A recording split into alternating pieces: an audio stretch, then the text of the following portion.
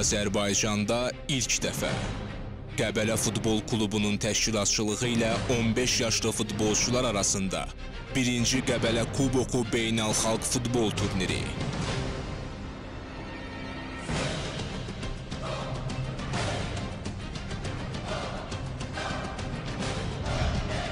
Turnirdə Qəbələ və Qarabağ,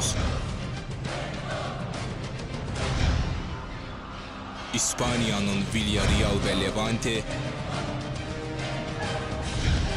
Türkiyənin Galatasaray, Hollandiyanın Feyenoord, Danimarkanın Brøndby, Serbiyanın 15 yaşlılardan ibarət milli komandası iştirak edir. Mayın 30-dan iyunun 4-nə dək Qəbələ şəhər stadionunda keçiriləcək 1-ci Beynəlxalq Qəbələ Kuboku turniri İdman Azərbaycan kanalının canlı yayımında.